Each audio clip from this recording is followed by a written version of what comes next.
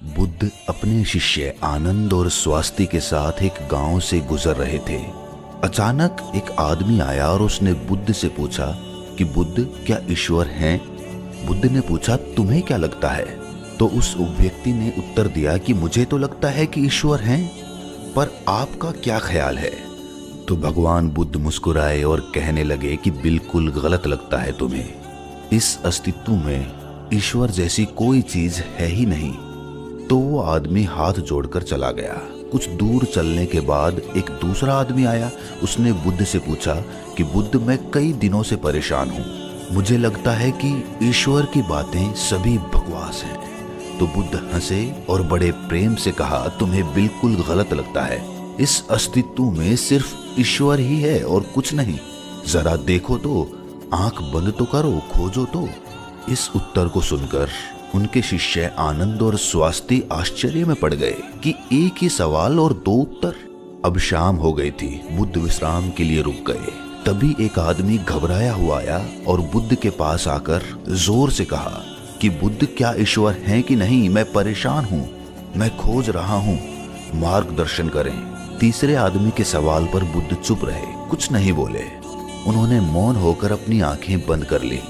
अब आनंद और स्वास्थ्य के आश्चर्य का ठिकाना ना रहा। वो सोचने लगे कि एक जैसे तीन सवाल और अलग अलग जवाब। उन दोनों को बुद्ध की ये चुप्पी हैरान कर गई। आदमी के जाते ही आनंद ने उनसे पूछा कि सुबह जब उस पहले व्यक्ति ने पूछा था तो आपने कहा कि हाँ, दोपहर में जब दूसरे आदमी ने कहा तो आपने कहा कि नहीं, और शाम को आप मौन रहे। भगवान, तीन आदमी एक ही तरह के सवाल लेकर आए, लेकिन मैं हैरान हूँ कि आपने तीनों को अलग अलग जवाब दिए। मुझे कुछ समझ में नहीं आ रहा है। तो भगवान बुद्ध मुस्कुराए और कहने लगे कि आनंद, जो पहला व्यक्ति आया था उसने मान लिया था कि ईश्वर हैं, तो मैं उसकी मान्यता को मिटा देना चाहता था कि वो खोजना शुरू करे। ईश्वर हैं ये मानकर बैठ ना जाए, वो सत्य तक पहुंचे और उसका अनुभव करे। और दूसरे व्यक्ति ने भी मान लिया था कि ईश्वर की बातें कोरी बकवास है। मैंने उसकी धारणा को भी मिटा दिया ताकि वो भी खोजे कि ईश्वर हैं कि नहीं। और तीसरा आदमी अभी संशय में था, वो खोज रहा था, इसीलिए मैं मौन रह गया। यहाँ पर मौन रह जाना ही उचित था। दोस्तों, भगवान बुद्ध के बारे में ये प्रचलित था कि वो किसी भी प्रश्न का जवाब सीधे सीधे नहीं देते थे। उनके जवाब रहस्य से भरे होते थे। तो थोड़ी देर सुनने के बाद उनके शिष्य स्वास्थ्य ने कहा कि मुझे ईश्वर के बारे में आपसे सुनना है। कृपया कर आप मुझे बताएं कि ईश्वर है कि नहीं। आप ईश्वर को मानते हैं कि नहीं? और इसके साथ ही मैं आपसे अनुरोध करता हूं कि आप मेरे इस प्रश्न का सीधा सीधा उत्तर दें। तो भगवान बुद्ध मुस्कुराए और कहा कि ठीक है, मैं उत्तर देता हूं, पर उससे पहले मैं तुमसे कुछ पूछना चाहता हूं। पहले इन प्रश्नों का जवाब तुम मुझे दो। स्वास्थ्य ने कहा कि बिल्कुल बुद्ध, आप पूछिए। तब बुद्ध ने पूछा कि तुम सूर्य को मानते हो? तब स्वास्थ्य ने बुद्ध की तरफ आश्चर्य से देखा और कहा कि बुद्ध, ये किस प्रकार का प्रश्न है? ये तो कोई बालक भी बता देगा। सूर्य तो साक्षात प्रकट होता है, सबको प्रकाश और ऊर्जा देता है। हम सभी का जीवन उसी पर आधारित होता है, वो तो साक्षात है। तो भगवान बुद्ध ने कहा, जिस प्रकार सूर्य साक्षात है तो उसे मानने का कोई प्रश्न ही नहीं उठता। फिर ईश्वर है कि नहीं, ये प्रश्न क्यों उठा? इसका तो यही अर्थ है कि तुम्हारे मन में ईश्वर को लेकर संदेह है, क्योंकि ईश्वर सूर्य की भांति प्रत्यक्ष नहीं है और तुम भी ईश्वर को बुद्धि से ढूंढने निकले हो। बुद्धि केवल उन्हीं बातों को मान पाती है जो उसे प्रत्यक्ष रूप से दिखाई पड़ता है, और ईश्वर कभी भी प्रत्यक्ष रूप से तुमको दिखाई नहीं पड़ेगा, और अगर दिख भी गया तो वो ईश्वर नहीं होगा। ईश्वर को मानते हैं कि नहीं मानते, असल में ये प्रश्न ही गलत है, और गलत प्रश्न का सही उत्तर भला कैसे दिया जा सकता है? और यदि किसी प्रकार दिया भी जा सकता है तो वो उत्तर भी इस प्रश्न की भांति गलत ही होगा। स्वास्थ्य द्विधा में पड़ गया। उसने कहा, बुद्ध, मुझे कुछ समझ नहीं आ रहा। तब भगवान बुद्ध ने कहा कि ईश्वर को माना नहीं जा सकता, बल्कि ईश्वर को जाना जा सकता है। अगर तुम्हारा प्रश्न ये होता कि मैं ईश्वर को जानना चाहता हूँ, तब मैं तुम्हारी मदद कर सकता था। इस संसार में कुछ भी मानने वाले लोग जानने से चूक जाते हैं, उनका विकास रुक जाता है। जिनका स्वयं का कोई बोध नहीं होता, वो सत्य क्या है कभी नहीं जान पाते। जान केवल वही पाता है जो निरंतर खोज रहा है। जानने की यात्रा थोड़ी मुश्किल है, लेकिन मानना बहुत आसान है। मानने में ना कोई खर्च है, ना कोई परिश्रम। किसी ने कह दिया, किसी ने आपको समझा दिया, बुद्धि संतुष्ट हो गई और आपने मान लिया।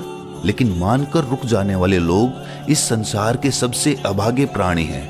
बोध के बिना ज्ञान व्यर्थ होता है। तो अगले दिन सुबह वही जिज्ञासु जिसके प्रश्न पर बुद्ध शांत मौन हो गए थे, फिर से आए और उसने बुद्ध से प्रश्न किया कि हे बुद्ध, आप शाम को मौन हो गए थे। मेरे जीवन का एक ही लक्ष्य रहा है कि ईश्वर को खोज लूं, वो कहाँ है, कैसा है, उनसे ब्रह्म ज्ञान की प्राप्ति कर लूं। और मैंने सुना है कि आपको ब्रह्म ज्ञान उपलब्ध हुआ है, तो आप अवश्य ही ईश्वर से मिले होंगे। तो क्या आप ईश्वर की खोज में मेरी सहायता नहीं करेंगे? तो बुद्ध ने कहा, जिसे तुम खोज रहे हो उसे तुमने कहां कहां खोजा? तो वो जिज्ञासु बोला, बुद्ध, मैंने सभी तीर्थ, सभी मंदिर और पूरी दुनिया का भ्रमण किया। यज्ञ, हवन, बड़े बड़े अनुष्ठान सब पूरे किए। मैंने वो सभी कार्य किए जो मुझे ईश्वर प्राप्ति के लिए कहे गए थे, लेकिन फिर भी मुझे आज तक ईश्वर नहीं मिले। तब मुझे किसी ने बताया कि आपको परम ज्ञान उपलब्ध हुआ है, इसका मतलब आपने ईश्वर को जरूर देखा होगा। तो क्या आप मेरी सहायता करेंगे? बुद्ध ने कहा, मेरा एक सफेद मोती खो गया है, मैं उसी को खोज रहा हूँ। क्या तुम मेरी सहायता कर सकते हो? वो जिज्ञासु बोला, हाँ, मैं बिल्कुल कर सकता हूँ। मैं अभी आपका मोती खोज कर दे देता हूँ। वो मोती ढूंढने लगा। धीरे धीरे समय बीतता जा रहा था। काफी समय ढूंढने के बाद भी मोती नहीं मिला। तो वो बुद्ध के पास गया और बोला, मैंने बहुत ढूंढा, लेकिन वो मोती मुझे नहीं मिला। ये सुनकर बुद्ध ने कहा कि वो मोती अगर तुम मुझे ढूंढ कर दे दोगे तभी मैं तुम्हारी कोई सहायता करूंगा। क्या तुम्हें तुम्हारे सवालों का जवाब नहीं चाहिए? तो वो जिज्ञासु फिर से मोती ढूंढने लगा, लेकिन काफी समय बीत जाने के बाद वो बुद्ध के पास आकर बोला कि आप ठीक से याद करके बताइए कि मोती कहाँ खोया था। तो भगवान बुद्ध ने मुस्कुराते हुए कहा, वो मोती तो मेरी कुटिया में खोया था। तो वो आदमी बहुत झुंझला गया और कहने लगा कि आप मुझे मूर्ख बना रहे हैं। आप केवल ज्ञानी होने का ढोंग करते हैं। आपको इतना नहीं पता कि जो चीज कुटिया में खोई है वो बाहर कैसे मिल सकती है? वो कुटिया में ही मिलेगी। आपको उसे वहीं खोजना चाहिए था।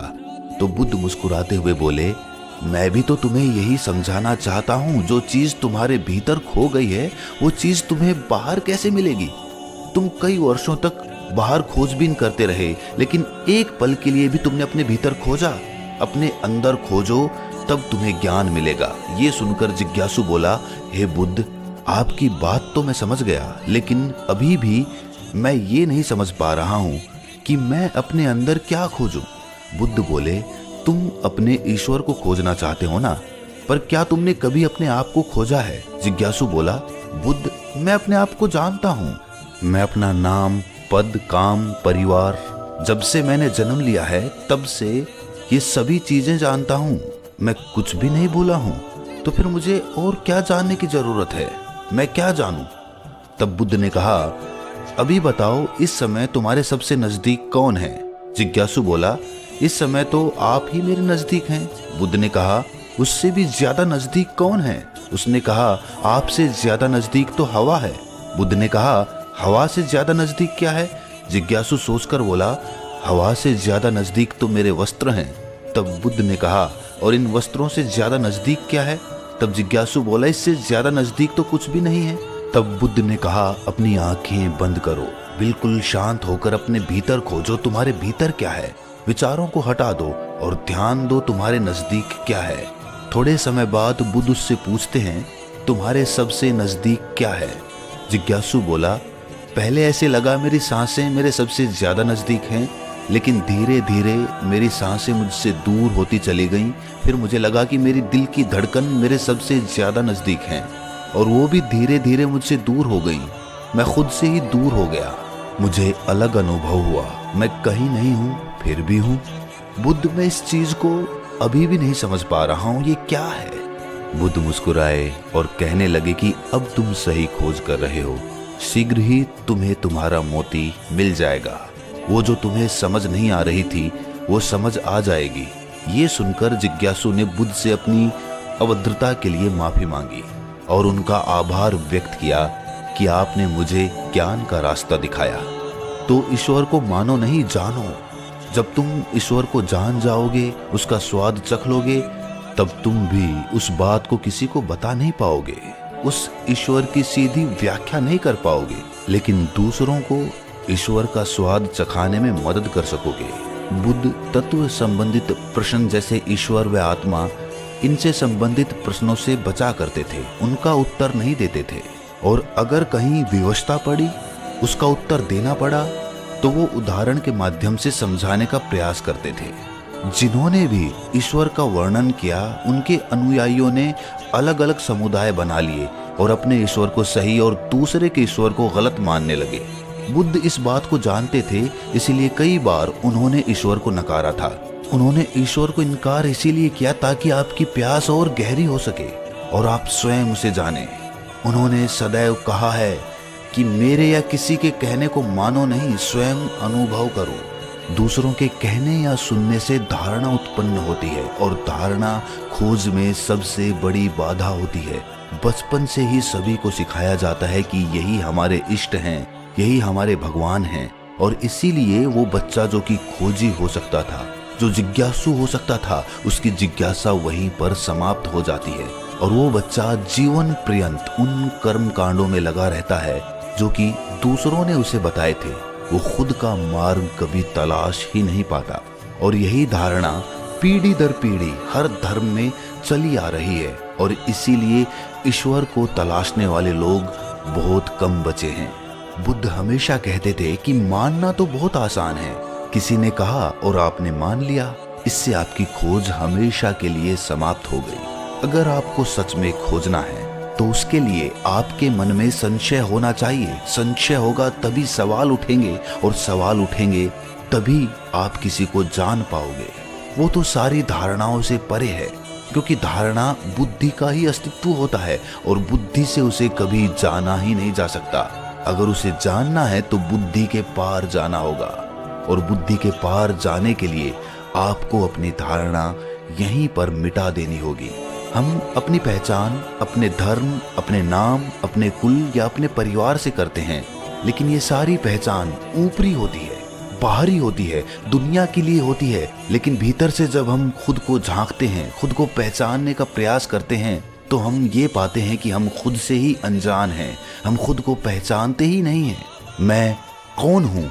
यही सवाल अपने आप से बार बार पूछने पर आप अपने भीतर उतरते हैं। रमण महर्षि, जो कि एक बहुत बड़े दार्शनिक हुए हैं, बहुत बड़े संत हुए हैं, वो यही ध्यान अपने शिष्यों से करवाते थे। अपने आप से सवाल करो, अपने मन में ये सवाल उठाओ कि मैं कौन हूँ, मैं कौन हूँ। और बार बार जब हम ये सवाल अपने आप से पूछते हैं तो हम अपने भीतर उतरते चले जाते हैं, जहाँ पर हमें अपने वास्तविक स्वरूप के दर्शन होते हैं और वहीं पर हमें परमात्मा या फिर भगवान के दर्शन प्राप्त होते हैं। ईश्वर वहीं पर बसता है। तो दोस्तों, कैसी लगी ये व्याख्या आपको? कमेंट सेक्शन में जरूर बताना। कोई प्रश्न हो तो भी कमेंट्स में जरूर पूछना। तो मिलते हैं अगली वीडियो में। अगर चैनल पर पहली बार हैं तो चैनल को सब्सक्राइब करें, नोटिफिकेशन बेल को प्रेस करें और अपना ख्याल रखें।